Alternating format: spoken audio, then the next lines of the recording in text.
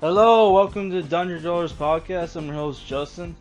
This is our sixth review for Image Month. Today we're reviewing Skull Kickers Volume 2, 5 Funerals and a Bucket of Blood. Now, if you haven't seen my Volume 1 review, you can find it in the Fantasy Month reviews playlist on my channel, or you can just, search for it. So this is Volume 2. It's written by Jim Zub, art by Edwin Huang, and ink by Misty Coates. So the Skull Kickers, 5 funerals and a bucket of blood. I only remember 3 funerals, but maybe there were 2 extra ones. I don't remember. But yeah, I'm just saying. So it collects 5 issues and 4 short stories. I guess because the team that writes these books write in like 5-issue arcs, and so like they needed something to they needed some filler for like the fans while they work on the the new arc. So that's why you have like this extra issue that this book comes with that has like 4 short stories. It was released as a single issue. The short stories are, just let me double check. Shit, sorry about that. You got Blood Curse of the Amazombies, which is written by Chris Sims, who's like some internet humorist guy who's friends with the author. Art by Joe Vierens. The Skullag, written by Brian Clevinger, who apparently does the art for, wrote the comic book Atomic Robo. Sounds familiar, but I'm not too familiar with it. Let's Google it. Atomic Robo.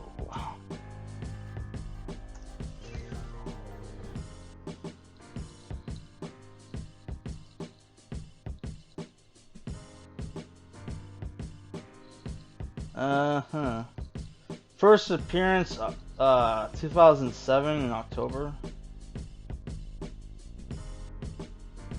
There's only like 6 issues, apparently. I don't know. It's a self-aware robot made by Nikola Tesla. Okay, whatever. I'm not. I have no interest in that. It was okay. That short story was okay. It wasn't the greatest. You got Temple Blick, which is written by Ray Fox, who apparently wrote books wrote comics like Men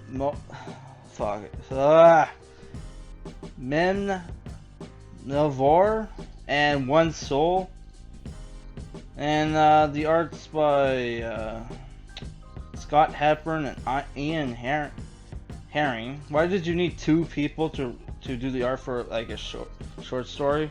And the cleaving part is written by Adam Warren, who's the writer and artist of Empowered. I've heard of it. Can't tell you if it's any good. And art by Jeffrey Chamba Cruz. So let's get on with the story for this book, for the main book, which there's if you don't remember what happened the last issue, you have this midget housemaid who's a new character in the book, who explains the events of the last issue.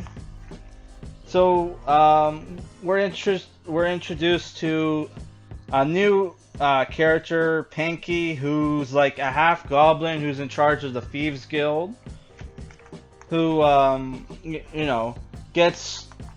has his map book stolen by Kuzia, who is the cloaked elven assassin from last volume, who killed the nobleman. which our heroes in the first volume was there and was hired to retrieve his dead body. So if you haven't, check out my first volume review. So after that, they just, they defeat like a giant zombie monster.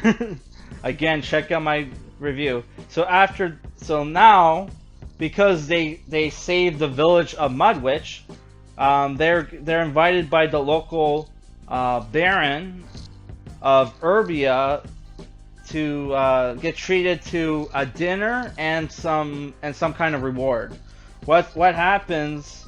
Kuzia and her fairies are planning a plot to kill a bunch of nobles, brainwash some of them, and to like destroy the town and have it replaced by this giant plant monster. Because their basic Kuzia and her fairy friends are basically hippies or eco-terrorists who want to destroy all the human towns and cities and return their sites all back to nature, right? So at the dinner, like two of the fairies go around killing all the nobles, while our main characters are there. They get framed for the murder. They run and escape, run into Panky, get some money, get some provisions, go searching for Kuzia. They have like a little encounter.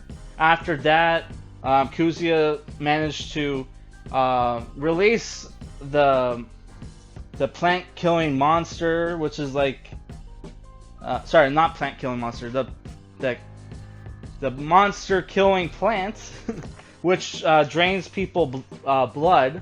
So like our main characters had previously ran into the two merchant couple who fed one of our characters poison stew. So they get the idea to feed Panky poison stew, and so like and have him sacrifice to the monster to kill the giant plant, and that's the end of the story.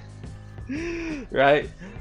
So like you have a lot of the same humor from last volume, which is some of the humor when it's our two main characters interacting with each other and interacting with environments, it's fine. But some of the humor with the crowds where they're just saying like simple-minded statements that are supposed to be jokes when when fantastical events happen is a little old, to be honest. It's kind of getting there. There's some critiques on the whole feudal medieval system. Of course there are. And yeah, I don't know. I enjoyed this volume. It was a fast read, right? I'm probably not doing it justice. I'm sorry, my head. I'm a little bedazzled, not bedazzled. I don't know. I wasn't supposed to do this review today. I was supposed to review a horror movie called The Platform that Mr. Deadman requested months ago, and I finally found it online through legal means.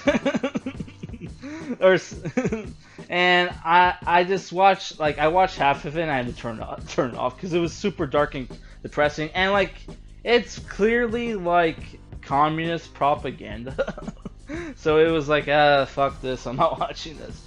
Yeah, but I would say there's a lot of cool action. There's a lot of humor with at one point our character loses his gun. He left it at his hotel room, so the guards find his gun and they don't know what it is, and they keep setting it off and blowing their heads off with it. So you have this really funny scene where there's a standoff in the room where our guards are cowering behind stuff because they don't know what the gun is. For people who don't know, like in the next volume, you get an origin story for the gunslinger character. I forget his name. I don't even think they name our. Now that I think about it, I don't even think they name our two main characters. like, they have wanted posters set up in town, and they give them like fake names, which I can't remember what they are. I think one was like Rolf Copperhead. Yeah, I don't.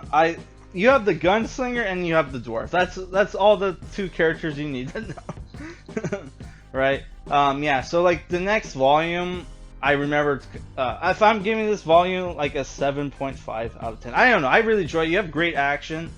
I really love the animated-esque art because the art, well, they do a great job with the shading where the comic book art looks very animated.